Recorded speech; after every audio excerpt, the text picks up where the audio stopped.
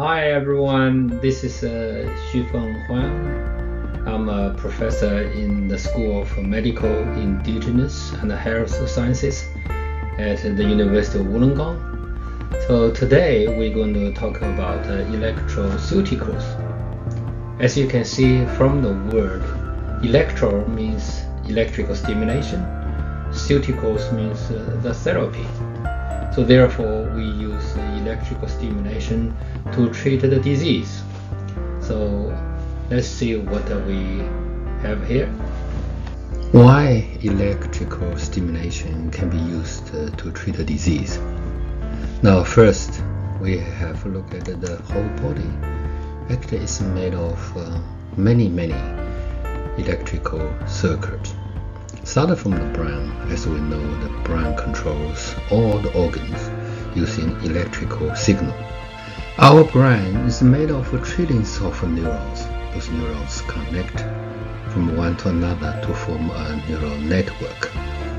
When they do the connection, it is through the electrical, the chemical, and electro again to form the smooth connection. Now, the connection is called synapse. When you see the electrical signal coming in, stimulate the neurons, release neurotransmitters, then to the post, this is synaptic neuron, then send the signal to the entire body. Now from there, then form the function. This is why when this signal from one place to another getting disrupted, or there is a disease constitution that can cause the problems to the function. Now here, this is why electroceutical coming in can be used for treating the disease.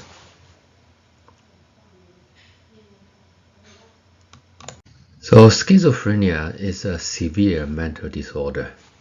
Currently, the treatment is really rely on antipsychotic drugs like haloperidol, clozapine, or olanzapine. The patients on the drugs for virtually their lifelong period. Now let's talk about the electrostimulation, whether it has a role in treating the patient with schizophrenia. The human brain is made of thousands of electrical circuitries. Those circuitries are essential for brain function. However, in patients with schizophrenia, those circuitries are affected. Actually, there are specific brain areas, for example, prefrontal cortex, cingulate cortex for attention, or emotional area, for example, the hippocampus are affected. So this is a pathology of schizophrenia, affected the electrical circuitry to conduct the electrical signal. So not all the patients with schizophrenia will respond to the antipsychotic drugs. About 1/3 of patients with schizophrenia are actually the drug resistance. Therefore, we need to looking for the new approach for treating those patients. Now here we are talking about the electrical stimulation.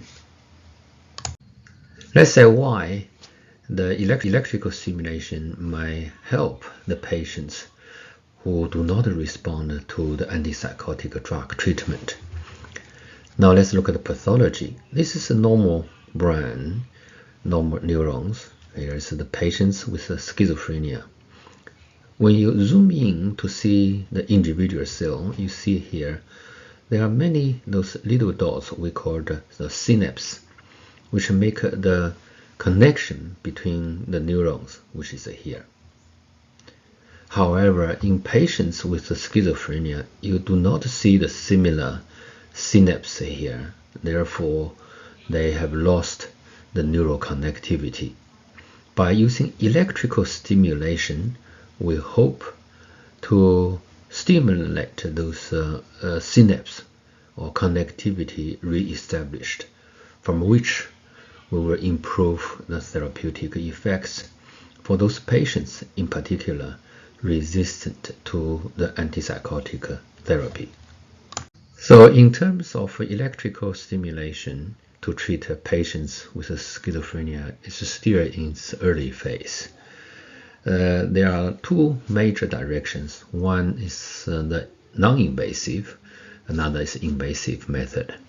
The non-invasive method, for example, here we use the transcranial magnetic stimulation, which we have done to treat the patients do not respond well with antipsychotic drugs. We investigate whether it can improve the cognitive function. In fact, with the study on 70 patients, we see a moderate improvement of cognitive function for schizophrenia patients. Clearly, there more work need to be done. Another non-invasive method in the clinic to treat the patients do not respond well to the antipsychotic drugs is this vagus nerve stimulation. The vagus nerve has very rich distribution in the ear region. Therefore, you can put the electrode, which is non-invasive, through this vagus nerve activation and regulate neurotransmitter release. So vagus nerve, because it has a really very rich distribution in our immune system. Therefore, stimulation of your vagus nerve or activation of your vagus nerve can modulate the immune system.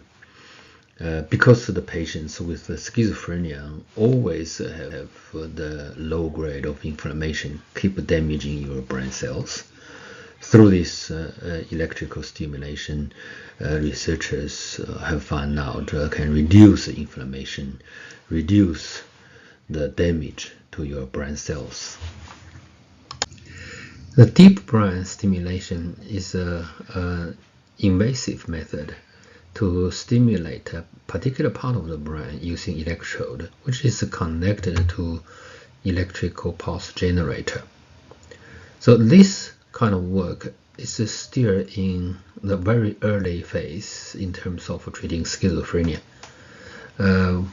For example, we have collaborated with Professor Gordon Wallace's group to use electrode to stimulate the brain area, controls cognitive function using the mice with the schizophrenia gene knockout. Also, we tested the cells. The results is well accepted in the field, in this field of research. So if you ask me what are the challenges and the limitations using this electrical stimulation for treating the patients with the schizophrenia, my first response will be we're still at the early stage in terms of understanding the brain electrical circuit, how they got affected in the patients with schizophrenia. The way I can see there is a light in front of us for the next couple of years, it is about the brain-machine interface to collect the brain information, or electrical or the chemical signals into this artificial intelligence big data analysis, and then come from there with a clear indication for this particular patients in terms of pathology, the circuit changes. Then we can apply this electrical stimulation technique to treat the patients. To summarize the electrical stimulation for treating the patients with schizophrenia, I would say it is a very powerful technique, has a very bright future. This is because I think number one is target on the abnormal neural circuit in the near future. Number two is to improve to treat patients resistant to antipsychotic drug treatment. because currently there's no method to treat those patients. Number 3 is through the regulation or or inhibit the neuroinflammation that consistently damage the cells in the patients with schizophrenia. However, as you can see, this area is quite challenging, but it's not really beyond the reach, particularly with the current brain-machine interface and AI technology. We can find more precise location for more personalized medicine for treated patients with schizophrenia. Thank you for your attention.